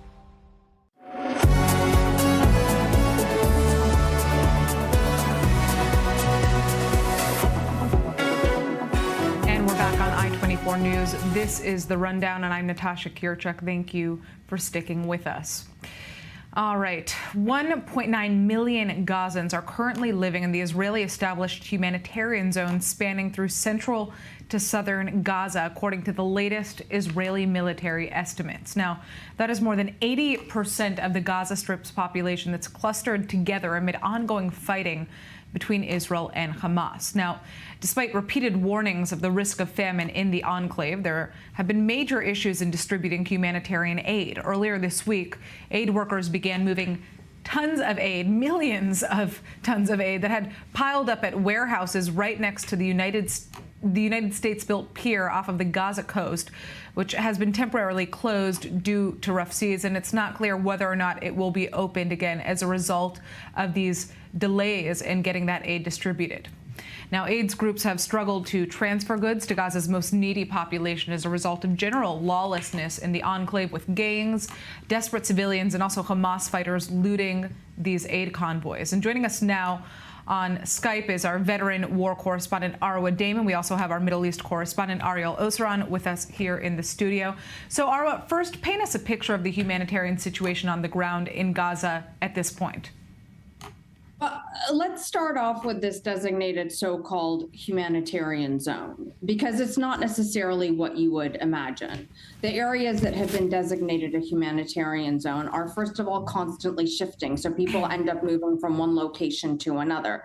Secondly, there is no proper shelter. It's basically, imagine apocalyptic, end of the world rubble all over the place, with people pitching tents on top of rubble, in some cases where there are still bodies believed to be buried underneath, trying to pull blankets across, what was a wall of a home and setting themselves up inside the skeleton of what remains of a burnt out house, or clustered along this beachfront area that's known as Moesi. There is no access to proper food. There's no access to proper water. There's absolutely zero sanitation. Children are running around barefoot next to open sewage. There's a high prevalence of disease. So call it what you will, but you really can't call this level of inhumane living to be a humanitarian zone. And add to that the reality that even within these designated humanitarian zones, there are no real guarantees of safety, because the bombings still continue to come at any point in time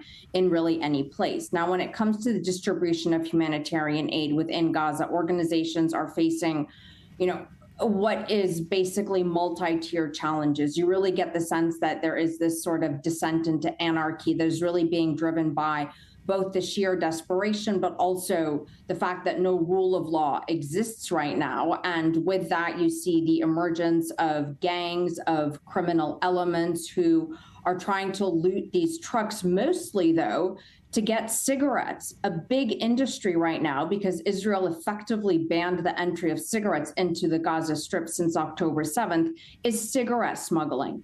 One single cigarette, depending on the brand, can sell from anywhere from $17 to around $25. So if you manage to shove 5 cartons of cigarettes onto, an aid truck, that's around a $25,000 payday. And people are so afraid right now of what they're calling the war after the war they're going to have to deal with because of this chaotic situation that has been allowed to emerge within the Gaza Strip. Now, there are a couple of different, topics that you spoke about here that I want to address, but I first want to talk about the issue of hunger and famine. You were in Gaza back in April. At this point, several months have passed. Are Gazans on the brink of famine, as we have seen, according to many recent UN reports? Yes, and let me explain a bit more about what happened. So we heard the first famine warnings emerging earlier this year in January and February.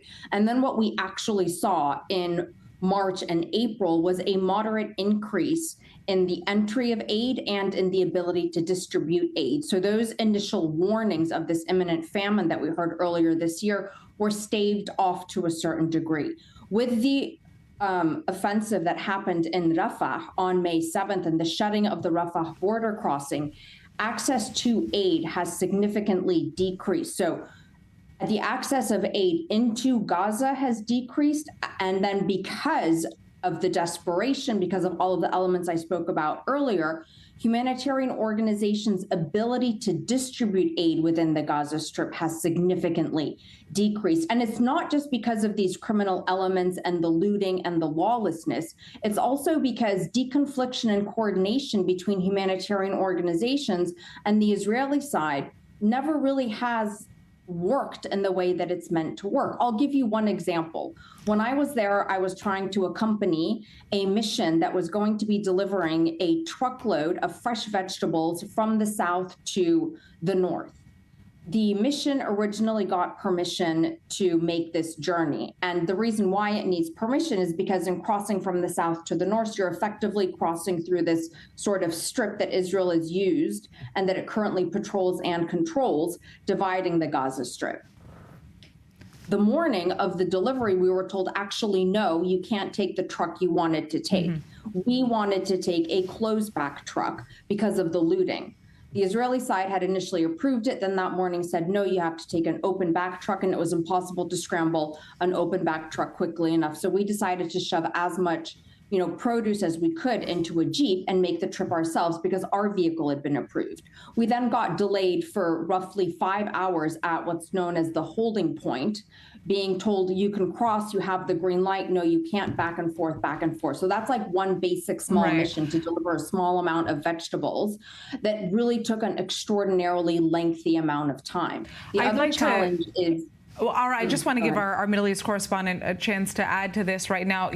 We're seeing kind of very much differing reports on the Israeli end as to what the situation is when it comes to hunger. There are reports indicating that there is certainly an issue with aid getting into parts of the north of the Gaza Strip, but famine is not what is happening in the rest of the Gaza Strip. Can you break this down for us?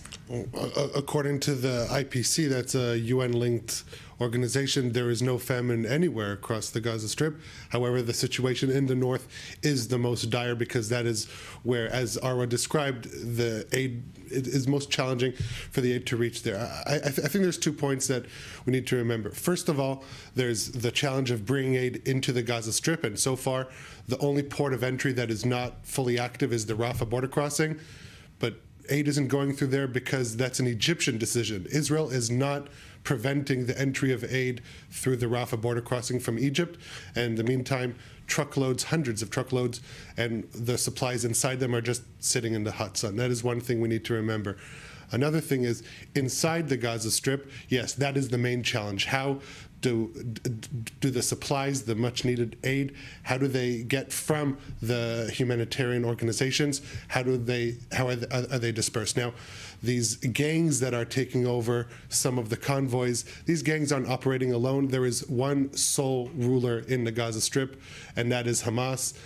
We're seeing images of these gunmen. They do not operate without at least the tacit approval of Hamas.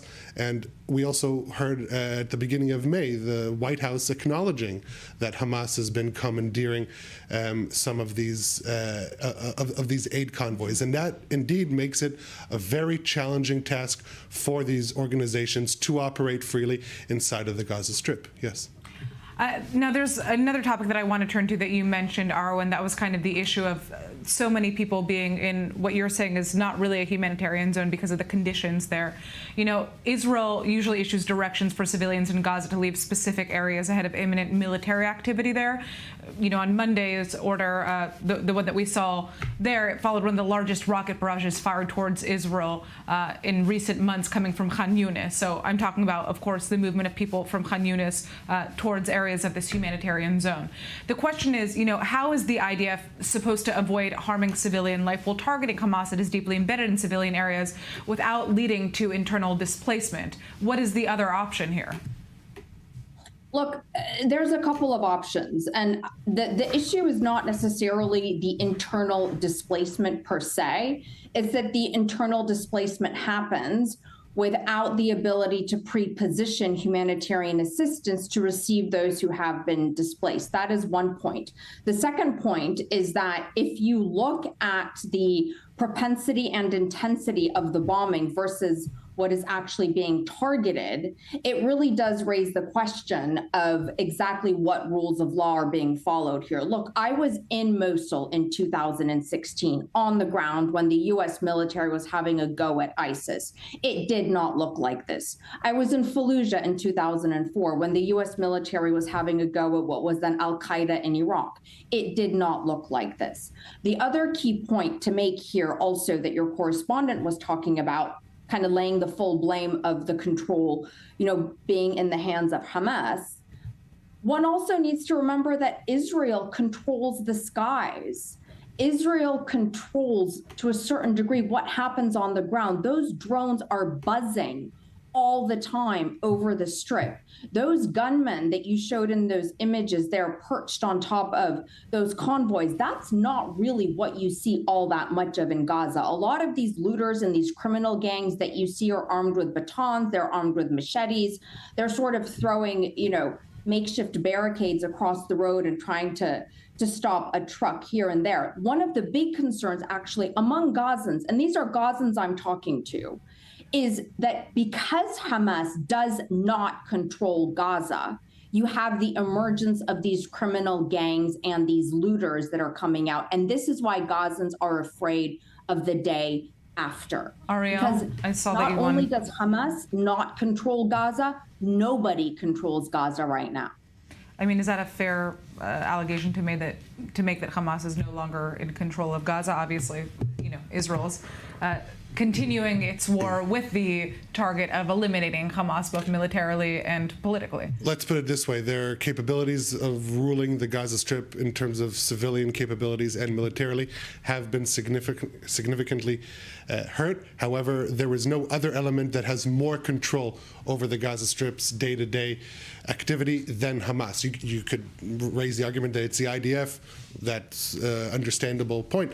But at the end of the day, in terms of internal elements, there is no other body more powerful and more controlling, even today, of the day-to-day workings in the Gaza Strip than Hamas. I'll give you an example. People in Gaza are saying, who are talking to us, they're saying that, describing how Hamas officials in Khan Yunis, they're the ones cleaning the streets. It's their bulldozers who are clearing the rubble. Hamas civilian officials, and so there is no other element that can do this. And these activities are still happening in areas that the IDF has also been operating. It's all happening under the auspices of Hamas. All right. Well, unfortunately, we've run out of time, so we don't have any more time to continue this conversation. Arwa Damon joining us from Turkey. I'd like to thank you for joining us, and of course, our correspondent, Ariel Oseran. We're turning now to our next story here. Anti-Semitism has been surging across the United States, particularly in New York. And our U.S. correspondent Mike Wagenheim sat down with Israel's Consul General in New York, Ophir Akunis, to understand what the Israeli government is doing to tackle this issue on the ground. Ophir Akunis, Israeli Consul General to New York, thanks so much for taking the time to join us here. I've got to ask you, after 15 years in the Knesset and even longer than that in the political arena, why did you choose to take this job to begin with? Very good question. I think that we are living in challenging times. I think that it's not less important to be here these days and represent the state of Israel and the Jewish people from here, from New York. And as you said, I'm right after 15 years in a row in the Knesset. And I think that a political leader should, do more things in his career. And I think that this is the right place to be these days, especially these days. You're here in the middle of an absolute storm right now. How do you even go about organizing your priorities when everything is so fluid and changing by the day? I think that the main issue here is the attacks on the Israeli and Jewish students in the universities and among the campuses. This is unacceptable. I think that this is the very first thing that I'm dealing with. The very first meeting here in the consulate was about the attacks on our people in Columbia University and NYU University and the others. I think that this is urgent because we are a few weeks before the new year in the campuses, and I'm calling from here to the American people and to the American leaders to do whatever they can to stop it. This is unacceptable. If someone wants to protest against the state of Israel or against the Jewish communities, he can do it, but not in the way that they act in the end of April and the beginning of May, to wave Hezbollah flags, ISIS flags, Hamas flags, to scream and shout that the October 7th was only the beginning. This is unacceptable. This is not the freedom of speech, it's the freedom of hate. This is obviously a time of political upheaval in Israel, but it's also a time of political upheaval and uncertainty here in the United States. In your dealings at the consulate, at the political level here in the New York area, who have you found to be a willing partner and who are you still trying to bring on board?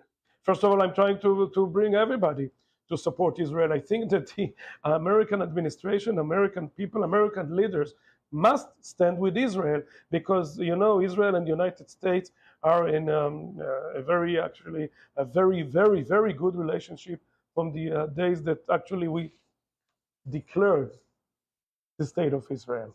This is a very strong ally and will continue.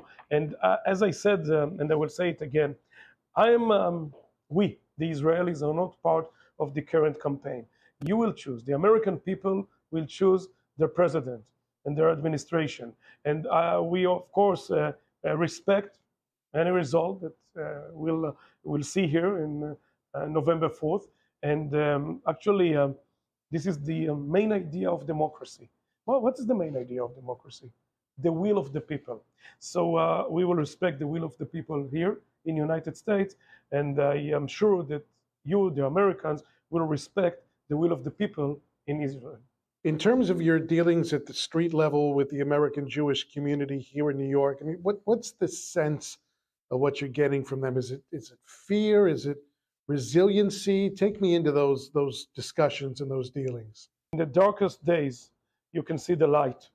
And the light is that the most, Jewish communities are united these days. And this unity reflects actually strength and not the opposite.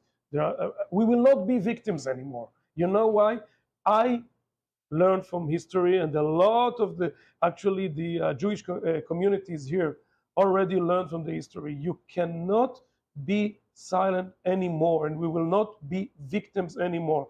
It happened to the Jewish people in the 30s, and I heard it from my grandmother.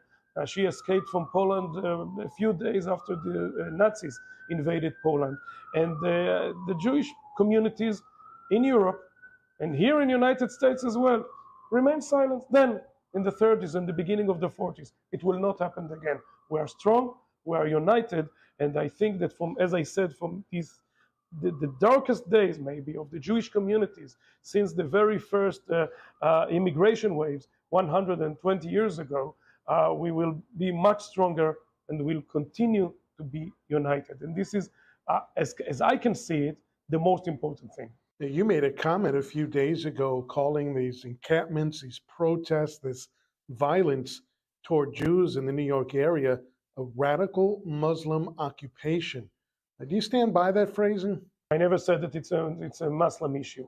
I think that the radical Islam, influenced by Tehran and the axis of evil, is a huge problem, not only to the state of Israel, not only to the Jewish communities. It's the axis of evil versus the Western world. This is the problem. How do I know it? I can hear, from this office, the screamings, death to America, death to Israel, glory to Palestine. So it's not about us anymore. And I'm warning, we all know that a lot of neighborhoods around Europe are already under a radical Muslim occupation. We know it. We know it from London, from Paris, from Brussels, from the Netherlands, and from Sweden. I don't want that such a thing will happen here in the United States. Well, as the fighting continues between Israel, Hamas, and now Hezbollah, the death toll is rising. Israel's Druze community has been particularly affected after losing many soldiers in the IDF. Well, this week, a special tree planting ceremony was held to honor them, but it also highlighted some of the community's struggles, with many saying that they feel that the government has abandoned them in their moment of need. Our Middle East correspondent Ariel Osran brings us their voices. They paid the ultimate sacrifice. And with Israel's multi-front war raging on, its Druze community took a moment to honor its growing list of fallen soldiers. We are planting a tree to commemorate Alim, our hero who gave his life for his people, his country and his community, so that terrorists don't infiltrate the border and do what they did in the south on October 7th. My twin brother, Zahir, was in a class of his own. It's hard to summarize what a special person he was. Planting a tree in his memory is a meaningful gesture, since Zahir loved to plant trees, and particularly the olive tree, the tree of peace. Keren Kayemet LeIsrael, the Jewish National Fund, or KKL-JNF, and the Druze community this week held a special tree planting ceremony in memory of the Druze soldiers who died during the Iron Swords War. This is a very emotional event. Planting trees represents life, paying respect to our fallen soldiers who died fighting in the south, in the north, and the West Bank. We're here in Achiud Forest, which symbolizes the long-standing partnership between KKL and the Druze community. This memorial recognizes the covenant of blood we have with the Druze in Israel. But more than that, we also share a brave covenant of life. And I think we need to do more to strengthen it. The Druze are a religious minority whose population is split between several Middle Eastern countries. In Israel, they number about 150,000. While the Druze community makes up just 2% of the population of Israel, they make up 3% of all career soldiers in the IDF. And of the fallen soldiers since the start of the war, 9 are Druze, highlighting the covenant of blood between the Druze community and the state of Israel.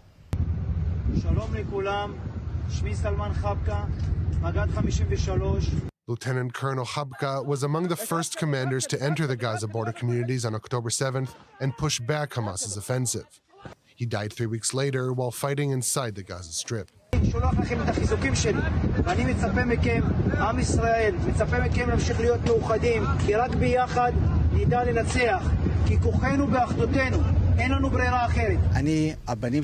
I served in the military. My sons served, and Salman sacrificed his life for his country, because this is our country. We must pay our part. The issue of our partnership being felt not only during war is indeed something we need to talk about, not necessarily at this moment, though. But it's about time that we were brothers in life, and not only during war. This is a very difficult and emotional day. To come here as bereaved parents to commemorate our children, who are part of our hearts. My son Bahar was full of grace and charm and loved everyone.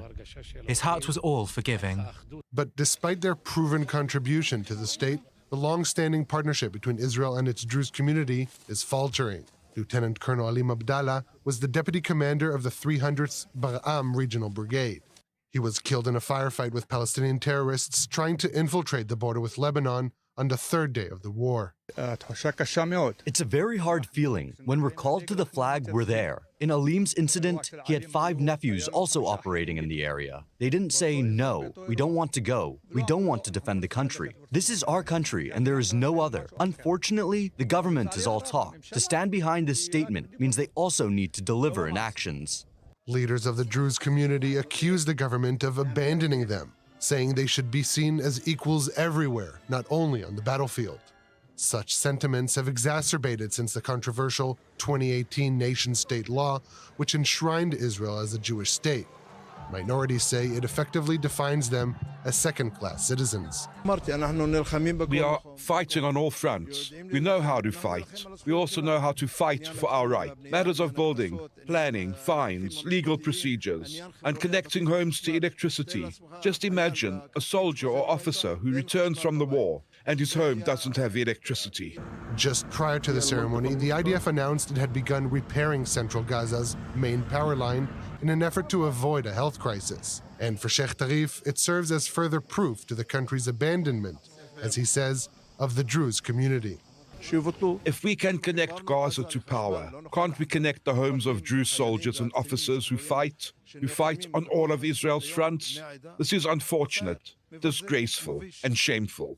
And so, with the toll of fallen soldiers constantly rising, the Druze community will continue to live up to its end of the covenant of blood with the state of Israel. We planted the olive tree, which is a tree of peace, to plant new life, to unite us. This symbolizes unity, brotherhood, and partnership in life, not for decades forwards, but for centuries, that we may live together.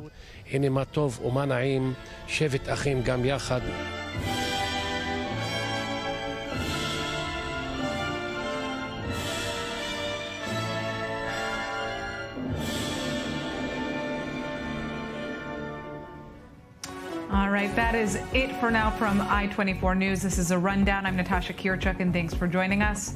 We'll see you soon. Make sure to stick with us for continued rolling updates on the Israel-Hamas war and the latest news. Have a good night.